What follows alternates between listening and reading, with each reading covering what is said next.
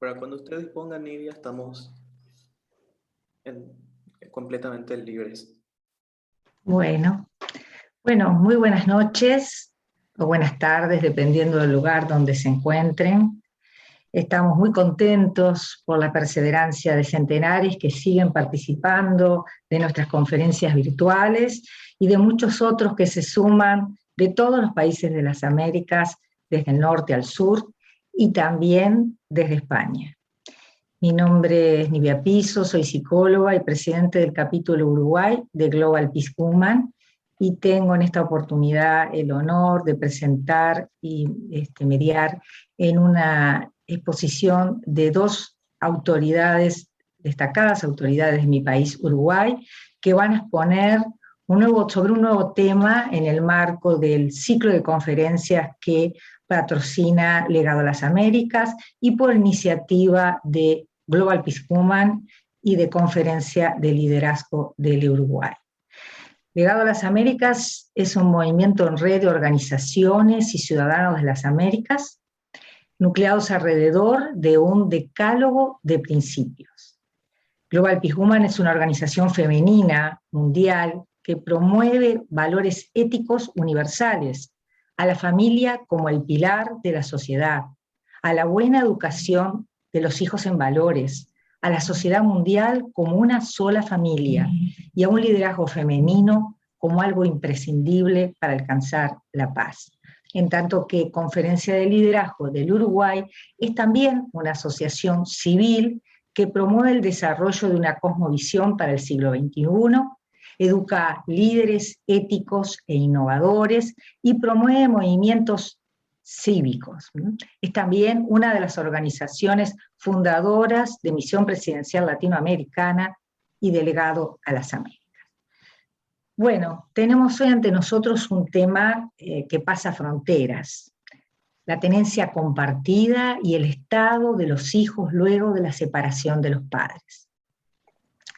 Es un tema que yo diría de alcance mundial, con legislaciones algunas distintas en cómo enfrentar este fenómeno. Un fenómeno que tiene su origen en la crisis de la institución básica de cualquier sociedad, que es la familia, y dentro de la familia, el matrimonio. El aumento de los divorcios, de los matrimonios o las separaciones de las uniones libres o de cualquier otro tipo de relación con hijos afecta a estos psicológicamente en mayor o menor grado y afecta obviamente a estos últimos en su desarrollo emocional, tanto así que pueden sentir que pierden puntos de referencia y de seguridad. Pero el tema se hace mucho más grave cuando hay que dirimir o decidir quiénes van a estar o estarán los hijos, con quién van a estar. Es así donde hay situaciones donde los padres actúan privilegiando el futuro de sus hijos, pero en otras no, y a veces se transforman en una especie de trofeos o en una disputa entre sus progenitores. Entonces, ¿qué pretende esta ley presentada para traer más justicia a la situación actual? Para ello le damos la palabra en primera instancia al doctor Pablo Abdala, presidente del Instituto Nacional del Niño y del Adolescente del Uruguay. El doctor Pablo Abdala es abogado y político, perteneciente al Partido Nacional, uno de los dos partidos tradicionales del Uruguay. Luego una militancia desde joven en el sector del expresidente Luis Lacalle de Herrera en su partido, fue electo diputado en el año 2004. Es reelecto para ese cargo en las elecciones de octubre de 2019. El 1 de abril de 2020 asumió la presidencia del Instituto del Niño y Adolescente del Uruguay, organismo oficial que tiene bajo su cuidado a miles de niños en situación de indefensión, abandono o decisiones judiciales de apartamiento de sus familias por razones de violencia o abuso, entre otras. Doctor Pablo Abdala, buenas noches, un gusto y agradecidos de que esté presente, y le cedo la palabra. Bueno, muchísimas gracias, Nivia. Es un honor para mí poder estar compartiendo este espacio y poder, por lo tanto, dirigirme a todas las personas que se han conectado, compatriotas y gente de otras regiones y de otras zonas del mundo, porque la maravilla de las comunicaciones a través de Internet nos permite precisamente esa posibilidad, ¿verdad? La posibilidad de interrelacionarnos y de, por lo tanto, estar en este mundo global donde las comunicaciones hacen que nuestra convivencia se convierta en una convivencia cotidiana, aún con quienes físicamente están a muchos kilómetros de donde estamos nosotros. Yo quiero en primer lugar agradecerle mucho a Global Peace Women por esta invitación. Me consta que es una prestigiosa institución que trabaja por la promoción de la condición de la mujer y de los derechos de la familia, como lo explicaba muy bien Nivia en la introducción. Y sin duda este tema que hoy nos convoca es un tema de enorme importancia, creo que es de gran actualidad. Sobre esto, como es sabido, y esto va dicho sobre todo para los que no son uruguayos y hoy nos están acompañando desde otros lugares, este es un tema de larga data en cuanto al debate que en torno a él se ha generado. Es un debate que todavía ni siquiera está del todo concluido, pero que en tal caso precedió a la discusión que se dio en el ámbito del Parlamento y ahora se procesa en el ámbito de la sociedad civil, pero también en el ámbito del Parlamento, a partir de estas iniciativas legislativas que con relación a la tenencia compartida se presentaron tanto en la legislatura anterior o en legislaturas anteriores como en la actual legislatura, que como se sabe hay 2 proyectos de ley, hasta donde yo sé, porque yo ya no soy parlamentario, pero por lo menos sí sé que hay 2 proyectos de ley importantes en el ámbito de la Comisión de Constitución del Senado, uno presentado precisamente por el senador Domenech, que hoy nos acompañará en esta instancia, y por otros legisladores de su partido, y el otro presentado por las senadoras Asiaín y Graciela Bianchi, entre otras firmas que ese proyecto lleva al pie del mismo. Yo creo que estamos frente a un tema que, desde el punto de vista de la legislación vigente, desde el punto de vista del Código de la Niñez y de la Adolescencia, viene sin ninguna duda a llenar un vacío. Viene a establecer mecanismos, procedimientos y herramientas legales que por lo tanto se ponen a disposición del juez de familia, que es quien en última instancia debe tomar las decisiones relevantes con relación a esto. Bueno, para que precisamente los jueces puedan hacer lo que deben hacer, que es aplicar las leyes vigentes, las normas vigentes, en la perspectiva, en este caso, de la protección del interés superior del niño, de la protección del niño, que se ve sin duda afectado, como decía muy bien Nivia, por una situación de estas características, es decir, por la ruptura, por la desavenencia, por el desentendimiento de sus progenitores, y que en algún sentido, por lo tanto, creo que esa legislación se volvía menester definirla y avanzar en ella, porque si bien el Código de la Niñez, particularmente en el artículo 34, ya admite la posibilidad de lo que aquí se pretende regular, está claro que desde el punto de vista fundamentalmente de los procedimientos y desde el punto de vista del aseguramiento del cumplimiento de las decisiones judiciales, desde mi punto de vista, la legislación vigente tiene una serie de carencias, particularmente en los artículos 34 y especialmente el artículo 35 del Código de la Niñez, que estas iniciativas, a mi juicio, vienen a llenar o vienen a solucionar. Nosotros, en nuestra condición de presidentes del INAU, que como se decía muy bien es el órgano rector en materia de políticas de infancia y adolescencia, comparecimos a la Comisión de Constitución porque fuimos invitados para dar nuestra opinión, como comparecieron allí decenas de delegaciones de organismos públicos, de organizaciones sociales, de movimientos de distinto tipo, y dijimos desde el inicio que no llevábamos una posición institucional. El INAU no definió institucionalmente una posición a favor o en contra de estos proyectos o de esta iniciativa, pero sí transmitimos cada uno de los directores individualmente, quien habla, el vicepresidente Aldo Velázquez, la directora Natalia Argencio, la posición que cada uno de nosotros tiene con relación a esto. En los hechos, en la composición actual del directorio, está claro que hay una mayoría a favor de precisamente avanzar en cuanto a la aprobación legislativa de estas iniciativas, porque tanto quien habla como el director Velázquez manifestamos nuestro acuerdo con esta decisión. Independientemente, repito, de que no se trata esto de una posición institucional, lo cual, por otra parte, tampoco importa mucho, porque lo que importa es, en todo caso, y supongo que eso está en el ánimo de los señores legisladores, recoger la mayor cantidad de opiniones, de visiones y de pareceres posibles a la hora de legislar. Y mal haríamos nosotros como directores del INAU de aprovechar nuestra condición de tales para imponer y hacerle decir a la institución determinada posición. Pero el dato objetivo es sí que en tal caso, en lo que a nosotros respecta, nosotros estamos de acuerdo, así lo dijimos. Creo que está bien que se avance y que se legisle en este sentido. Yo decía que esto tiene antecedentes. En el periodo pasado, en mi condición de legislador en esa oportunidad, yo integraba la Comisión de Constitución de la Cámara de Diputados, se plantearon proyectos de ley que iban en una dirección similar a la de los proyectos que estamos analizando, o sea, que conducían sin duda a regular o a establecer o a prever en la legislación, en términos concretos, la tenencia compartida entre ambos progenitores. Recibimos asesoramientos y la propia Cátedra de Derecho de Familia, que por supuesto también se pronunció en esta oportunidad, pero ya en aquel entonces manifestaba una visión proclive o favorable a que alguna fórmula jurídica de estas características se pudiera establecer.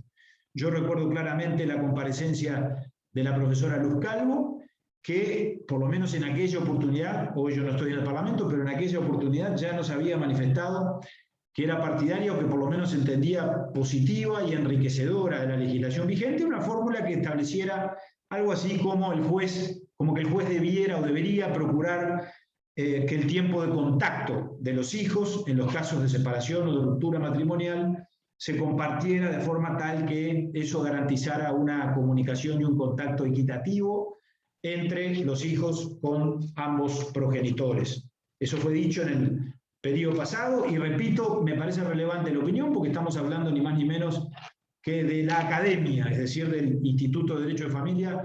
No estoy al tanto de qué es lo que ocurrió en esta legislatura porque obviamente no estoy en la Comisión de Constitución y seguramente el senador Domenech en eso obviamente podrá aportar información mucho más valiosa y mucho más rica de la que yo dispongo a este respecto. El hecho es que, reitero, esto mejora la legislación. Mejora la legislación sobre todo en un aspecto que me parece medular, y es que las decisiones de los jueces, porque hoy los jueces, como todos sabemos, en función de lo que establece el artículo 35, pueden directamente disponer la tenencia compartida. Bueno, pero lo que en algún sentido esto viene a garantizar es que cuando los jueces, de no mediar acuerdo de partes, de no mediar acuerdo entre padre y madre con relación a la tenencia y a la guarda de los hijos menores de edad, cuando los jueces disponen determinada decisión, obviamente parece claro que es deseable que eso se cumpla y se haga en definitiva efectivo. Creo que en algún sentido también tiene que ver con hacer efectivas o efectivos determinados principios o preceptos establecidos ya en legislación preexistente al actual Código de la Niñez y por lo tanto preexistente a los proyectos de ley que con relación a esto se han presentado en el Parlamento. El artículo 177 del Código Civil ya establece a texto expreso que las convenciones, lo leo textualmente, que celebren los cónyuges y las resoluciones judiciales que se refieren a artículos anteriores solo podrán recaer válidamente sobre la tenencia de los hijos que podrán ser confiados a uno, a ambos cónyuges o repartida entre ellos, dice claramente el Código Civil, en una expresión que hasta puede sonar, si se quiere, capaz que en función de la evolución del lenguaje, algo tosca con relación a la terminología que manejamos hoy, pero que creo que da idea, más allá del concepto de reparto, de la consagración ya desde hace largo tiempo en nuestra legislación, de la necesidad de que esas convenciones o acuerdos entre las partes o las decisiones judiciales, por lo tanto, que se den subsidiariamente, bueno, contemplen precisamente el tiempo equitativo, la distribución equitativa o la tenencia compartida, si se quiere,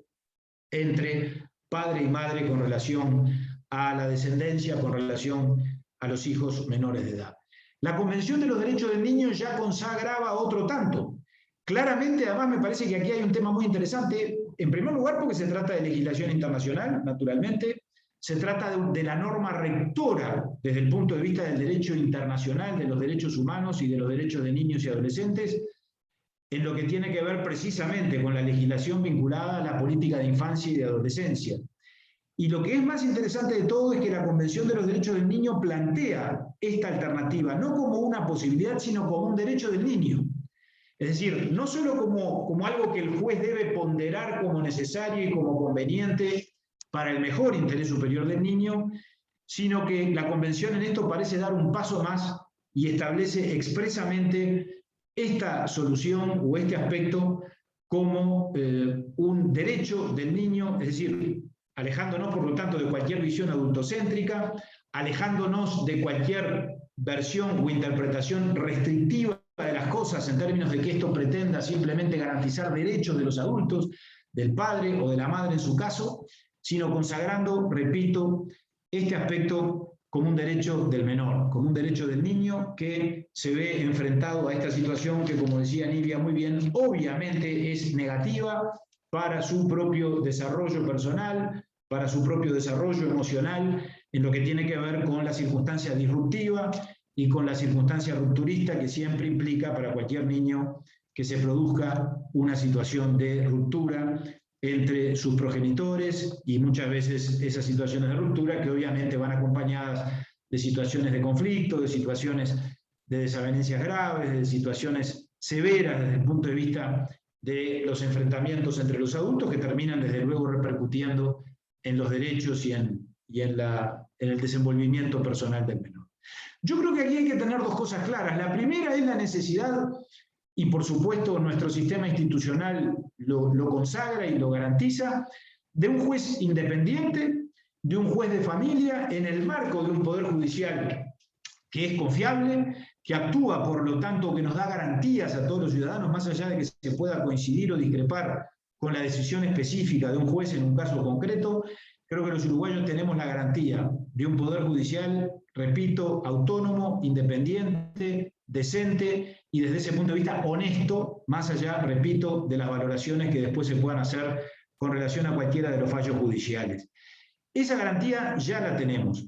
Y por otro lado, lo que está claro es que ese juez independiente debe garantizar, porque eso es un mandato de la ley y de la legislación internacional, la mejor solución para el niño, la mejor solución para garantizar el interés superior del niño, previniendo los conflictos, atemperando los conflictos y determinando, por lo tanto, como decía la profesora Luz Calvo, lo que sea mejor para ese niño en términos, repito, de poder, por lo tanto, no solo disfrutar, sino al mismo tiempo contar en forma permanente con la referencia paterna y con la referencia materna, en términos de que eso, en la medida en que se pueda implementar y con eso se pueda contar, es sin duda la mejor forma de construirle a ese niño, por lo tanto, el escenario futuro a partir de la circunstancia de la ruptura lamentable que en algún momento se produce entre su padre y su madre.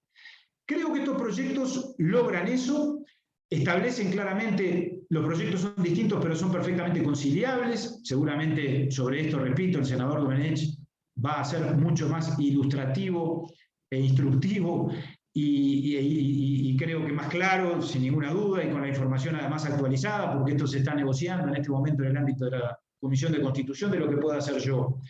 Pero yo encontré aspectos muy positivos en las dos iniciativas, que repito son conciliables.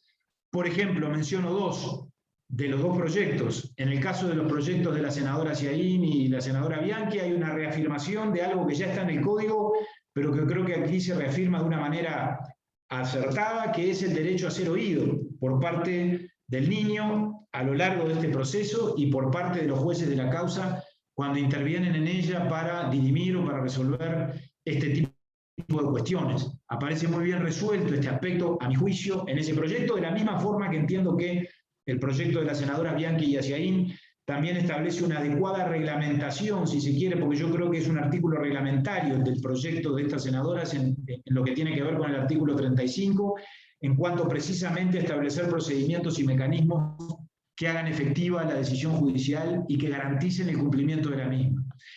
El proyecto del senador Domenech es muy bueno también en estos aspectos y consagra algo que el otro proyecto no consagra y que creo que es muy bueno, y es lo que tiene que ver con la defensoría y con la intervención del defensor, curador o representante del menor, en lo que tiene que ver precisamente con proteger y con garantizar los derechos del niño o del adolescente en su caso, cuando estas cosas acontecen, que me parece que es bien interesante desde el punto de vista de la idea de una defensoría especializada que precisamente complemente muy bien todo lo que resulta necesario para proteger de la mejor manera en estas circunstancias complejas y desafiantes y situaciones límites, si se quiere, o excepcionales que se pueden dar en la vida de una persona y en este caso que se pueden dar en la vida de un niño. Hay otro aspecto que me parece muy importante y no me quiero extender demasiado porque creo que ya estoy pasando el tiempo que se me había acordado, que se me había comunicado que disponía de él, pero hay también una mirada interesante que aparece en el proyecto de las senadoras del Partido Nacional que capaz que si lo leemos muy rápido nos lleva a la conclusión de que hay como una especie de introducción de la perspectiva de género en todo eso. Y les pido que me presten atención en esto. Lo que puede parecer eventualmente como la consagración de un derecho para la mujer en términos de lo que se consagra como la corresponsabilidad en la crianza, yo creo que termina siendo también un aspecto que hace a lo central, que es al interés superior del niño y también al derecho del niño a esa corresponsabilidad.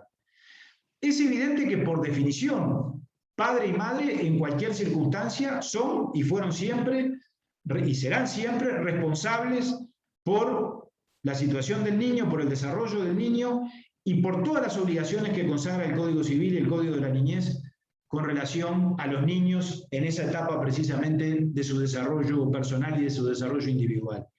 Pero sin ninguna duda en los tiempos modernos está claro que hay cambios en cuanto a los roles, en cuanto a circunstancias que, repito, más allá de valoraciones vinculadas con la concepción de género, son datos objetivos de que las mujeres se vuelcan mucho más masivamente a la actividad laboral, que tienen actividades, por lo tanto, cada vez más fuera de sus casas y que en todo caso deben compartir el cuidado de los niños con sus actividades personales, con sus actividades profesionales, con sus actividades laborales. Y esa corresponsabilidad, lo de la corresponsabilidad conduce al concepto de la tenencia compartida, conduce al concepto de la división equitativa en cuanto a las obligaciones y en cuanto a los derechos. Creo que hay que verla como un aspecto que, sin falsos dilemas, por un lado contempla una realidad de la mujer que es absolutamente objetiva, pero por otro lado, y sobre todo a los efectos de esta decisión y de estos proyectos que se están analizando, repito, debe verse, a mi juicio, esa corresponsabilidad como parte del interés superior del niño y como parte de los derechos del niño a la hora precisamente de definir esta perspectiva o definir este aspecto que tiene que ver con los cuidados y con las responsabilidades familiares, y en algún sentido, por lo tanto, esto también nos debe apartar de cualquier visión adultocéntrica y nos debe conducir a una mirada complementaria que, repito, no es antinómica, no es excluyente. Creo que acá no hay falsos dilemas. En definitiva, de lo que se trata es de conciliar todo lo que hay que conciliar y, en última instancia, conciliando todo lo que hay que conciliar, no perder la perspectiva de que en el centro debe estar lo que es más apropiado para el menor y para el niño en la circunstancia que le toca enfrentar.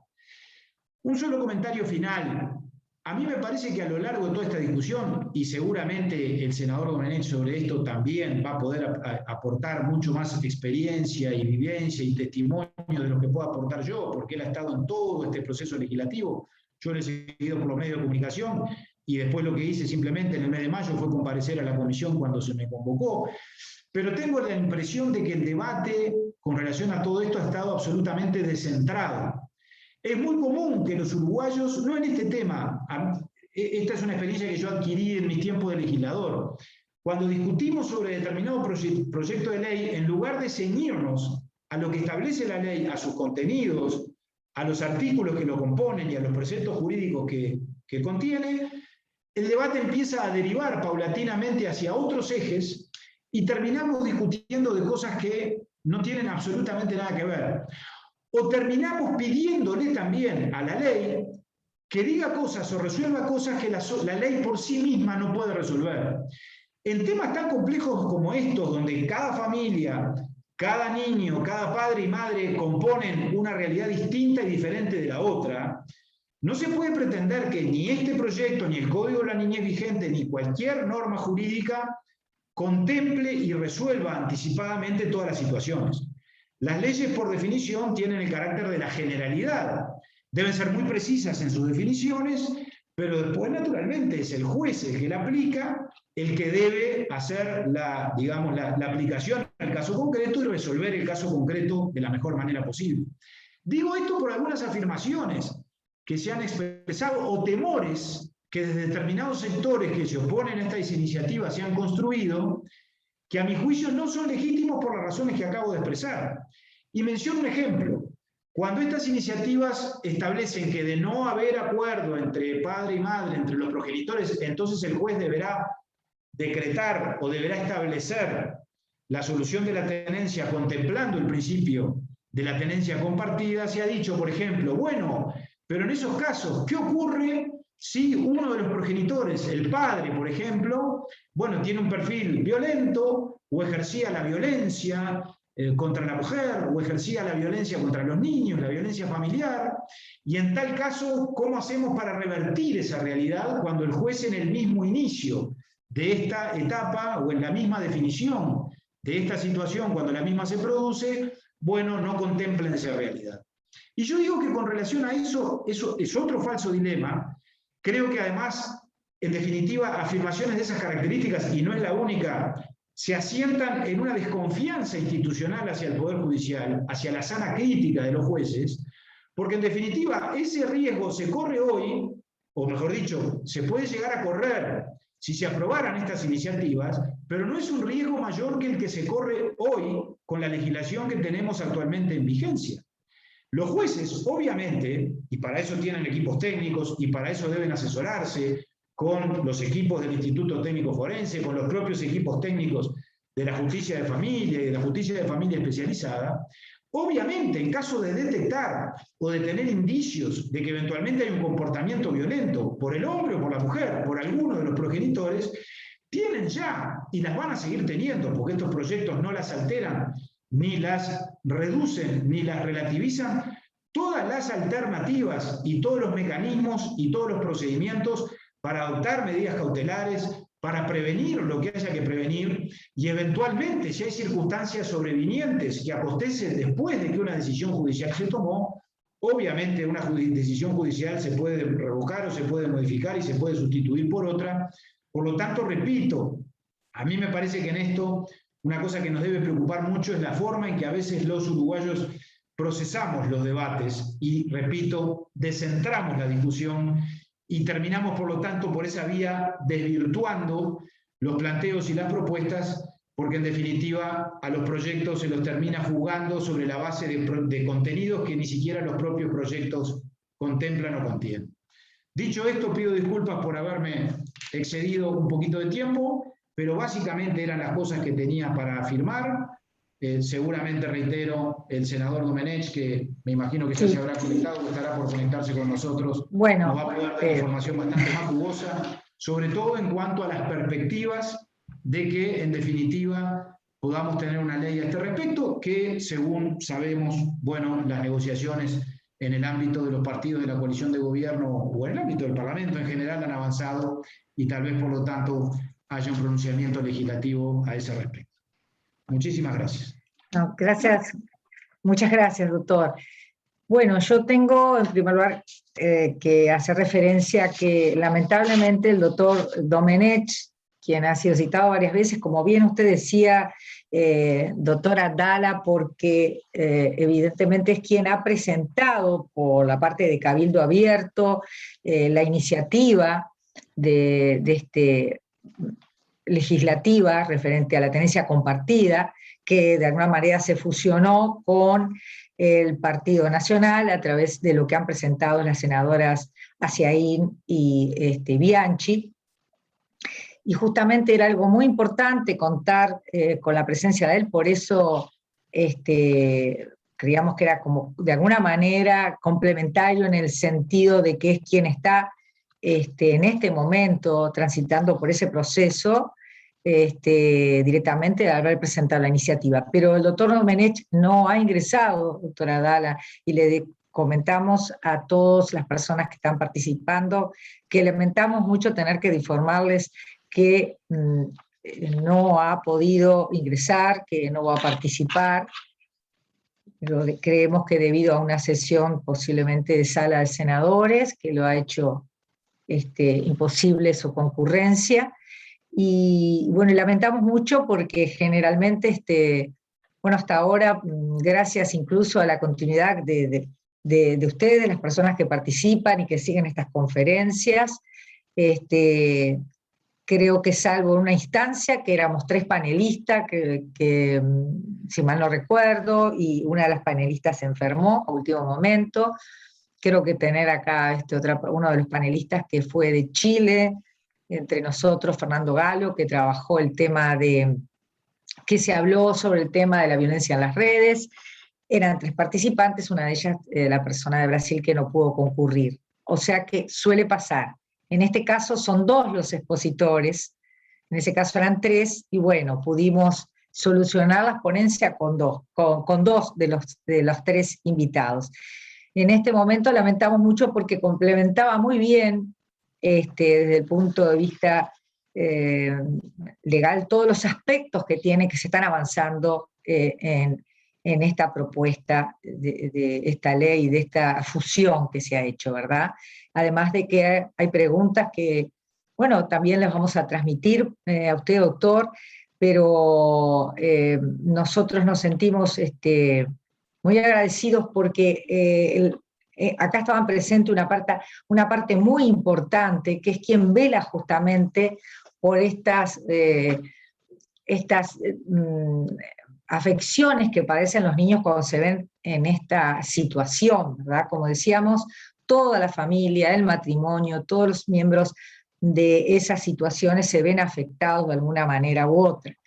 Pero los niños siempre tienen como referentes sus progenitores, sus padres, y evidentemente perder, quizás cuando existía esa pareja, vivían con la pareja, y en ese momento pierden esos referentes, tienen que readecuar su situación a una nueva visión de la vida, porque a eso se les enfrenta muchas veces. Los niños tienen capacidad de adaptarse, es maravillosa la capacidad que los niños, cuanto más chicos son, tienen de adaptarse, pero siempre acompañados a veces por el necesario apoyo profesional en la mayoría de los casos, pero también, evidentemente, sufren más allá de la habilidad que pueda tener esa estructura del niño, que es mucho más amplia que lo de los adultos, padecen también y sufren más. ¿Pero por qué? Porque se espera mucho más y se necesita mucho más en esas etapas de esos referentes, o de un referente que lo sostenga y que se dé con cierta continuidad en el tiempo. Cuando eso se desarticula, se padece mucho más, hasta articularse, nuevamente armarse de nuevos mecanismos que le permitan afrontar la nueva situación. Ni que hablar, como decíamos, cuando se ven presas de esos avatares, donde empiezan las disputas entre los padres, y se vuelve algo así como una especie de trofeo el niño, ¿no? Juega un rol que lamentamos mucho, pero se da en la situación. Lamentablemente se puede ver, se puede apreciar.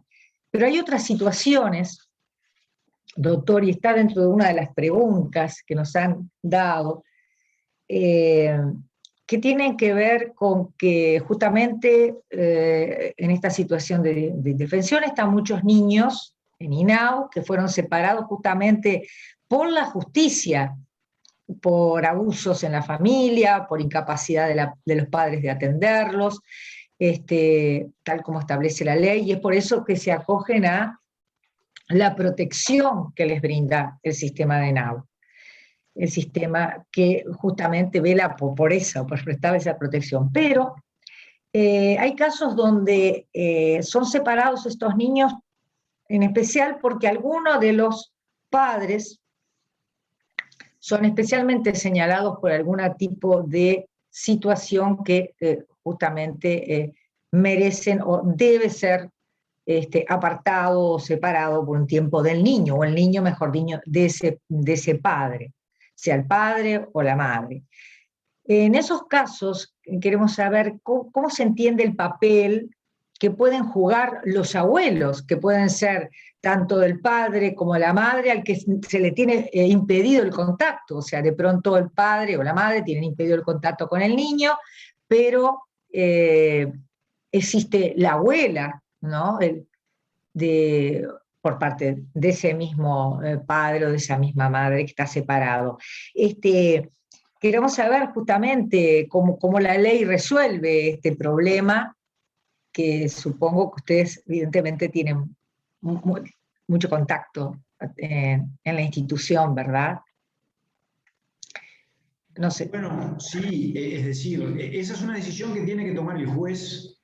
El INAU actúa en este caso como auxiliar de la justicia, asesora al juez de familia en el caso de aquellos niños que están vinculados formalmente o institucionalizados en el INAU.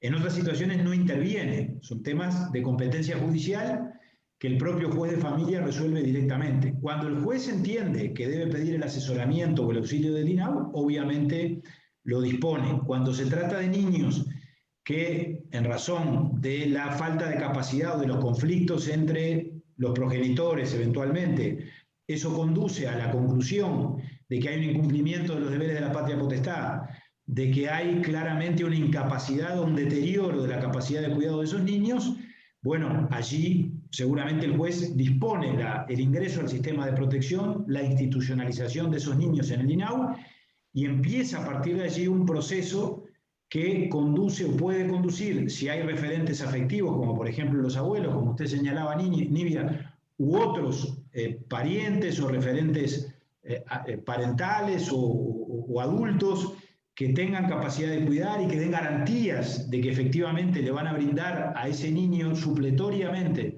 los cuidados que sus padres no les brindan, bueno, se puede avanzar en esa dirección o en esa línea, y en última instancia es el juez quien termina tomando esa determinación. Estos son procesos complejos, no son procesos continuos, son procesos que tienen marchas, contramarchas. Las relaciones humanas y las relaciones familiares obviamente son difíciles, son complejas, son conflictivas por definición, porque la condición humana es así. Y de lo que se trata en cada caso concreto, yo creo que otro grave error que podemos cometer en todo esto es concebir estos temas en términos de categorías o de compartimentos estancos. No, también en esto, cada situación y cada niño experimenta y forma parte de un contexto y de una realidad y de una situación diferente de la de los demás niños. Así que en ese sentido, reitero, la particularidad o la singularidad de cada situación es lo que debe hacer a que el juez, en el marco de su sana crítica, como yo decía recién, encuentre con los asesoramientos debidos la mejor respuesta para cada circunstancia. Por supuesto, son circunstancias desafiantes, complejas, donde, reitero, la función en este caso del INAU es ayudar a la justicia, asesorarla, contribuir con la labor del juez. Pero muchas veces tendemos también, no sé por qué, a desmonetizar o a desvalorizar el papel que cumplen los magistrados, que sin ninguna duda son en todo esto, o en la decisión última de todo esto, los protagonistas principales o las autoridades principales, y en tal caso, quienes por lo tanto tienen el enorme deber y la enorme responsabilidad de tomar las decisiones que pueden terminar afectando para bien o para mal el destino y la suerte de esos niños. INAU es el órgano rector en materia de políticas de infancia, que no es lo mismo, es decir, en materia de promover los derechos de los niños, en materia de atender situaciones vinculadas con la prevención de la violencia, con la prevención de la explotación sexual, con el desarrollo de los procesos socioeducativos. Bueno, en todo eso, obviamente, INAU es la autoridad central. Así lo establece el artículo 68 del Código de la Niñez, que consagra precisamente la rectoría en materia de infancia y de adolescencia. Pero cuando se trata de situaciones que están judicializadas En el ámbito de la justicia de familia, por ejemplo, como estos casos que nos están ocupando, bueno, Inagua Chilla cumple una función supletoria o en algún sentido de asesoramiento y de auxilio, por lo tanto, a la justicia cuando, repito, se trata o bien de situaciones que fueron institucionalizadas en INAU por una decisión del juez anterior, o cuando se trata de situaciones que no hay vínculo previo con el INAU de esos niños, pero por alguna razón los jueces en cada caso concreto o en esos casos concretos entienden menester solicitar el asesoramiento del INAU. Muchas gracias, doctor. Bueno, también quería decirles, informarles a todos que pueden hacernos llegar sus preguntas a través del chat. Como sabrán, los micrófonos quedan cerrados, o sea, no se prevé un intercambio oral entre todos, pero sí que puedan enviarnos sus preguntas, las vamos a ir, yo las voy a ir leyendo y las voy a ir transmitiendo. Estas que estoy leyendo actualmente al doctor Abdala, nos han llegado, esta es una pregunta larga, voy a ver si, creo que iba más dirigida al doctor Domenech, pero de repente pueda clarificarnos también usted, por el carácter de la pregunta, ¿no? Ahora, dice así, el tema de la tendencia está muchas veces envuelto, es larga la pregunta, porque como ustedes saben tenían posibilidad de mandarnos antes una pregunta previa, ¿no? El tema de la tenencia está muchas veces envuelto en fuertes disputas donde los padres son acusados por las madres de violencia de diferente tipo hacia ella o los hijos. Los padres son... Nadie puede desconocer este mal que afecta a la sociedad, pero a la vez se argumenta que se usa esas denuncias como forma de resolver la tenencia hacia la madre. En diciembre del año pasado, un juez, ante un caso que no era entre una pareja, estableció si en su sentencia, algo que se aplica a las luchas de los padres por la tenencia de los hijos. El juez en su sentencia dice, yo estoy tratando de leer la pregunta como fue realizada, en modo alguno puede seguirse, dice el juez, esa indicación y señaló que la versión de las víctimas siempre debe complementarse con otras pruebas.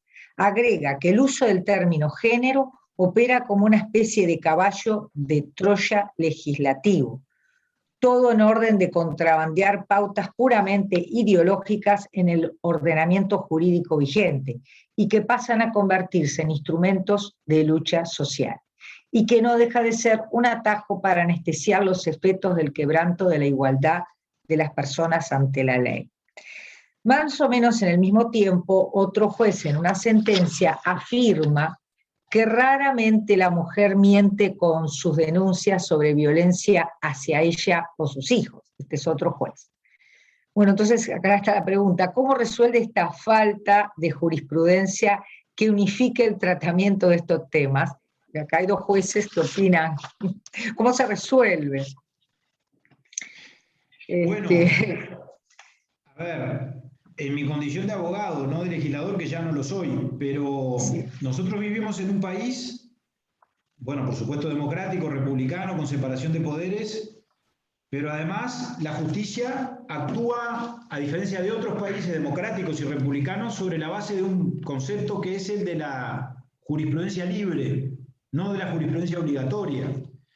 En otros países se construye derecho, o la fuente del derecho es la propia jurisprudencia, porque las propias decisiones de los jueces, pensemos en el derecho anglosajón, son las que en definitiva van a partir de los usos judiciales y de las costumbres judiciales y de las decisiones judiciales, construyendo las reglas y las soluciones.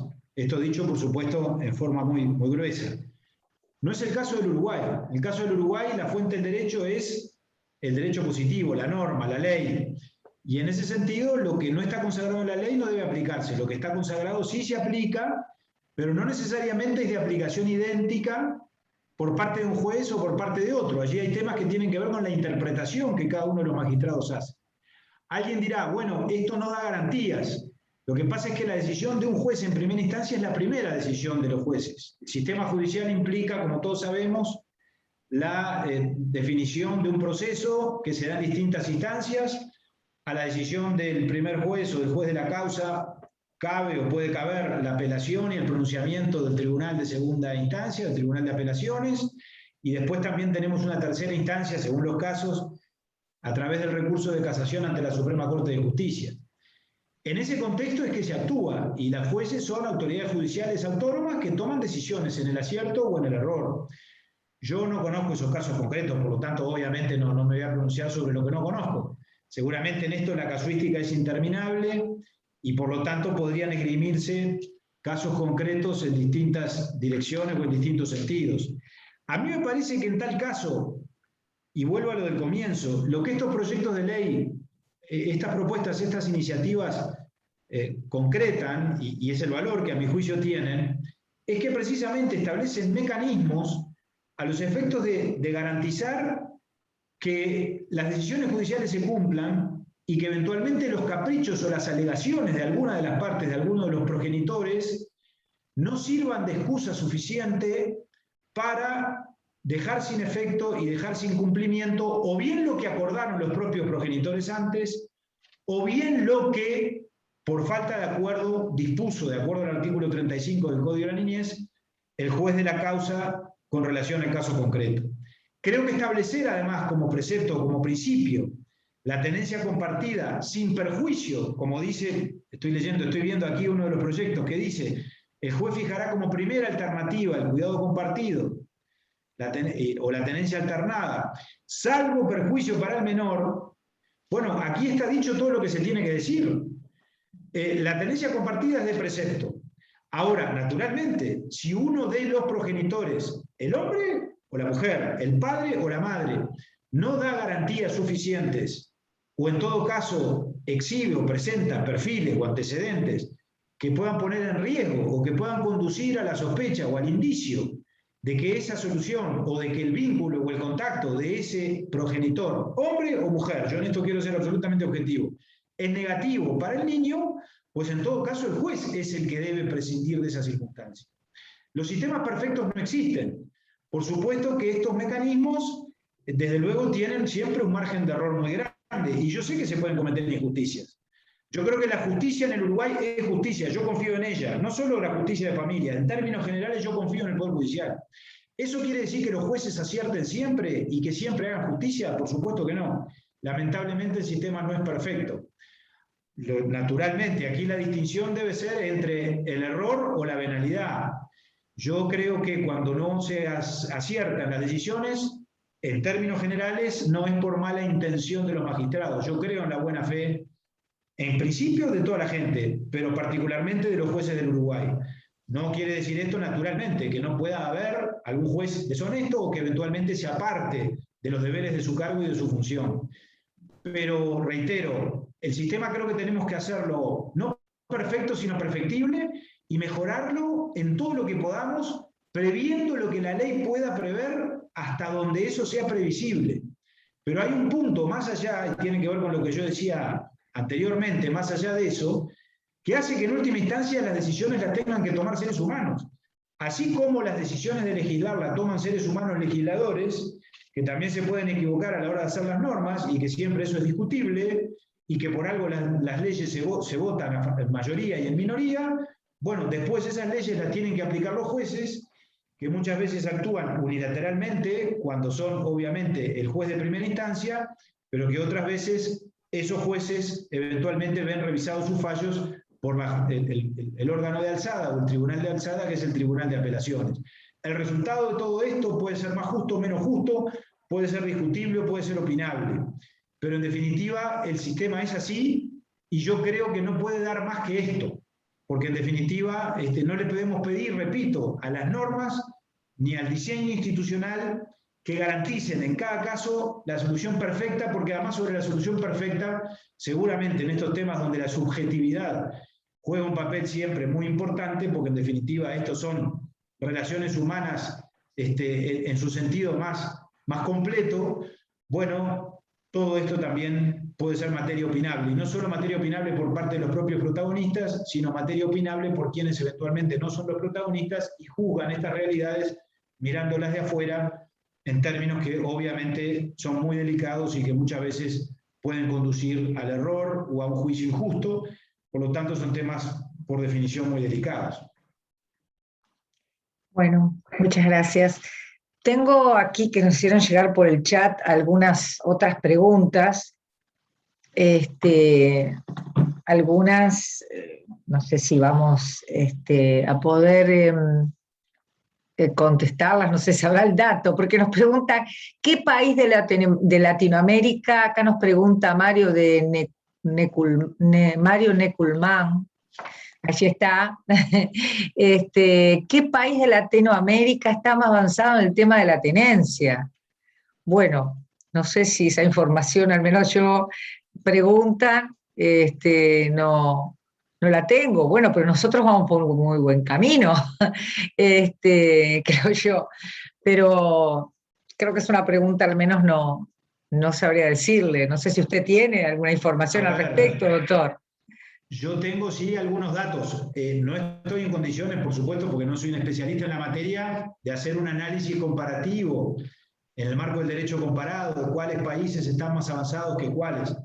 Pero sí me consta que legislación de estas características se ha producido y se ha avanzado por este camino en el mundo occidental y en los países democráticos, como yo decía hoy, no sé si en la mayoría, pero una parte muy importante. Y seguramente en países serios y en países democráticos. Estoy pensando, recuerdo, por ejemplo, a nivel de la Unión Europea, Francia, Inglaterra, Suecia, Bélgica, España, tienen previsiones legales de estas características, han resuelto este tema legislativamente, bien, mal, regular, repito, eso habría que analizarlo, no estoy en condiciones de decirlo. En la región, Chile es un ejemplo, y sé que hay algún participante chileno. Chile es sin duda un punto de referencia en esta materia, en cuanto a la aprobación de una ley en este sentido. Brasil también tiene legislación a este respecto, Argentina también tiene legislación a este respecto, de manera que en ese sentido el derecho comparado ha avanzado y sin ninguna duda sobran ejemplos, repito, en países con los cuales nosotros debiéramos compararnos más con ellos que con otros, por razones hasta si se quiere culturales o por vivir en sistemas, en regímenes de gobierno y en sistemas democráticos concebidos de manera similar a la manera liberal y occidental, donde estas decisiones ya se han tomado y en algunos casos desde hace mucho tiempo. Bien, gracias. Bueno, tenemos otra pregunta por acá. Dice, ¿cómo se procede en caso en que el menor perdió por mucho tiempo el contacto con su progenitor? Si acá teniendo una idea errónea, pone entre comillas trabajada, aparte del tiempo perdido que no se recupera, ¿cómo se puede restablecer el vínculo quebrantado entre el menor y el progenitor? Aquí es Harley Wata, no sé el apellido, está con puntos suspensivos, no se encuentra por allí la persona que envió esta pregunta. Bueno, creo que habla hace referencia, supongo, si le interpreto esta pregunta, a personas que, bueno, fueron separadas del hijo por un periodo en el cual no se clarificaron, o con el tiempo se clarificaron las causales, me parece así, ¿no? Dice, ¿cómo se procede en caso que el menor, no sé si ha visto casos así, doctor, en el caso de que queda,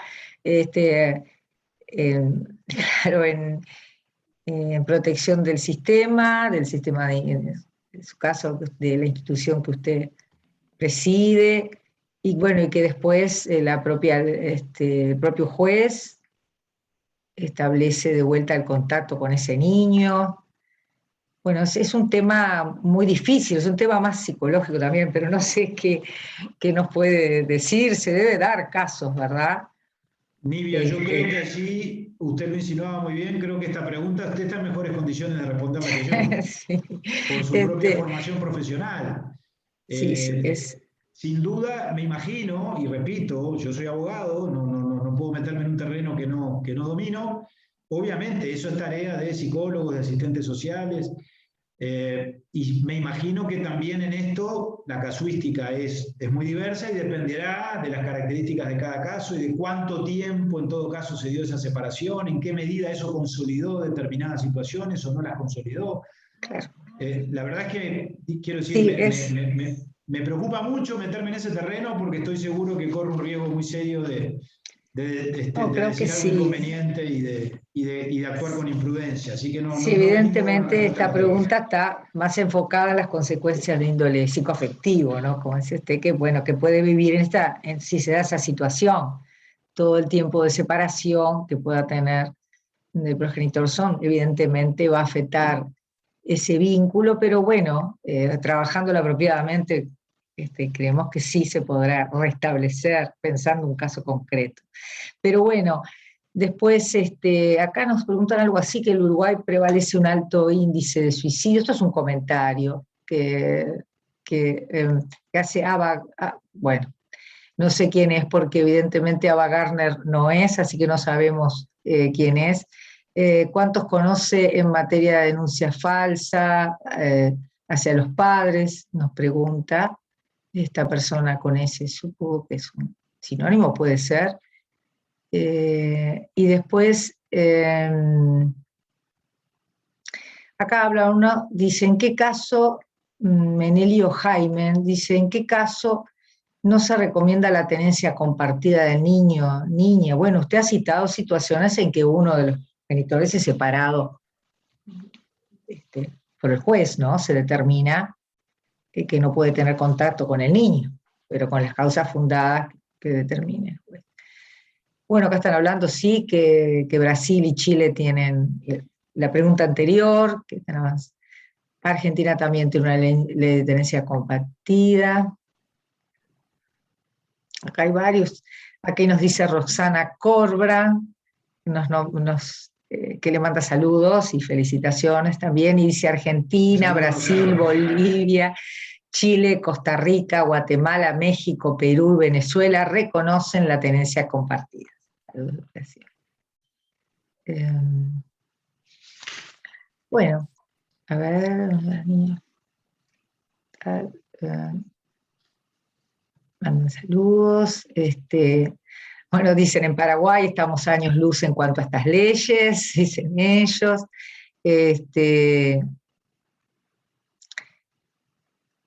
La madre habla mal. Bueno, acá retomó la pregunta una persona hablando cuando la madre habla mal del padre. Es un poco la pregunta que yo hoy le leí extensa, doctor.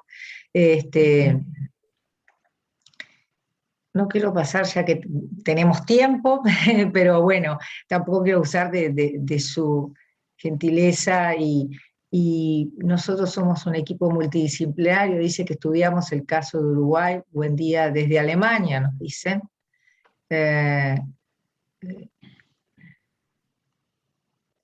Dice otra persona, dice que la doctora Mirta Zunino, que aquí nos acompaña, tenía algo para decirnos, porque trabaja en Derecho de Familia. La doctora además es presidente, como decía, de Conferencia de Liderazgo del Uruguay. No sé si quieres comentarnos algo, Mirta, a ti se puede abrir el micrófono, Martín, a la doctora Mirta Zunino, no solamente saludarlo en nombre de Conferencia de Liderazgo, sino quizás quieras agregarnos algo en esta temática. Mirta, bueno, tienes el micrófono. no sé si a ver si el micrófono abierto, si puedo hablar. ¿Sí, Se hola? corta un poquito. Se corta. Bueno, en primer lugar, saludar al doctor Abdala, me alegro de tenerlo como expositor, es muy claro, es muy bueno su aporte, y bueno, yo tengo bastante experiencia a nivel profesional con este tema, y estoy en este momento trabajando un caso de familia muy, muy complicado, donde vamos camino a tener una tenencia compartida con el paso del tiempo, si todo sale bien. Sé que la persona que yo estoy patrocinando está participando hoy, yo lo invité especialmente, es un médico que no puede ver a su hijita, que tiene en este momento 2 años y algo, por todo el tema del COVID en primer lugar, pero también porque hay una cierta resistencia de parte de la mamá a que se restablezca ese vínculo, y es un tema netamente de corte psicológico. Yo creo que en estos temas hay que echar mano justamente de los técnicos en la materia, ¿no?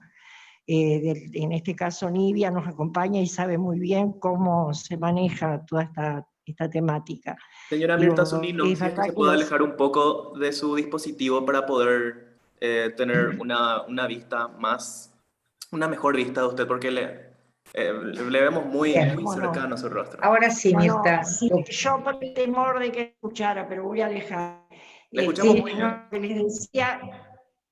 lo que yo les decía es que en estos temas de tenencia, justamente tenemos que llamarnos de los psicólogos, porque los operadores de derecho podemos sí aportar las normas y tratar de, con sentido común, de establecer un vínculo y hacer entender la temática que transita la zona que nosotros tenemos. Pero si no tenemos el apoyo de un técnico de psiquiatría, está Sí, no se escucha bien, qué pena. Es el tema, bueno, escuchamos con dificultad, al menos yo, no sé si les pasó a todos, Mirta, pero sí, ahora sí se te escucha. Se cortó. Sí, lo que pasa es que estoy saliendo del lugar donde estaba, aquí en mi estudio, y seguramente no pensé que iba a estar. Esa es la razón por la cual seguramente no sé. Lo que para finalizar. Bueno, dijo que aclaraste la pregunta a la perfección. Vamos camino a una solución legislativa, lo cual es muy importante, ¿no? Porque digo, teniendo normas en las cuales podamos apoyarnos, seguramente las soluciones van a ser más sencillas, en una problemática que ya de por sí no es sencilla. Bueno, muchas gracias Mirta también, acá también nos agradecen algunas personas que dicen que aclaraste lo que querías saber. Y bueno, doctora Dala, vamos a dar por finalizada. Yo no tengo por aquí más preguntas de los participantes. Aprovechamos para leerlas, que a veces no nos da tiempo en otras situaciones de poder leerlas, todas las preguntas de las personas. Sabré que esto se está viendo a través del Facebook también, en vivo, desde todas las Américas. Desde toda América. Pero bueno, agradecerle nuevamente en nombre de la organización que patrocina Ligado a las Américas, desde Global Peace Women, de Conferencia de Liderazgos del Uruguay, que han tenido esta iniciativa, y bueno, ha sido realmente de grandísima utilidad, porque es un tema que realmente nos preocupa, que habla del futuro de nuestro país, porque los niños es el futuro de un país, es el futuro de la nación, es el futuro, y tenemos que estar muy pendientes de las cosas que tienen consecuencias directamente. Usted trabaja, evidentemente, le corresponde trabajar justamente todas esas temáticas, está un sistema de protección justamente a ellos, dedicado a los niños y a los adolescentes. Pero bueno, a nosotros nos importó ese tema justamente pensando en ellos. Y obviamente también en estas situaciones que, como decíamos, también están afectando a todos los miembros de la familia, ¿no? Están implicados, porque tomáramos los abuelos, que a veces quieren hacerse contacto de sus hijos, donde se ven también dificultades en este sentido. Bueno, quiero contarle y también a todos los participantes de hoy, a usted también, doctor, si quiere, de una futura, si quiere, realmente nos gustaría mucho estar con su participación, de la futura conferencia que vamos a tener el 26 de octubre, que va a hablar el expresidente de Costa Rica, Miguel Ángel Rodríguez, sobre el mito de la Revolución Cubana. Y bueno, y el 7 de noviembre el doctor Lelis, profesor de la Escuela de Guerra del Pentágono, sobre la presencia de China en América Latina. Así que los esperamos todos. Y bueno, vuelvo a agradecerle y decirle, bueno, hasta pronto, ha sido muy amable de podernos transmitir su tiempo y sus palabras. Muchas gracias. Muchas gracias, Nivia, muchas gracias a ustedes. Un saludo especial a la doctora Zunino, que la conozco hace muchos años y tengo una gran admiración como persona y como profesional. Y bueno, y para mí fue muy grato este tiempo compartido, esta tenencia compartida entre nosotros de este tiempo para poder hablar de cosas importantes, porque estas son las cosas que hacen a la niñez, que hacen a la familia, que hacen a que seamos todos un poco mejores todos los días. Y para eso hay que crear condiciones objetivas, y en definitiva es lo que estos proyectos de ley sin ninguna duda procuran concretar. Así que gracias una vez más por la invitación y por supuesto quedo a las órdenes de aquí por delante. Muchas gracias. Muchas gracias. Chao. Adiós.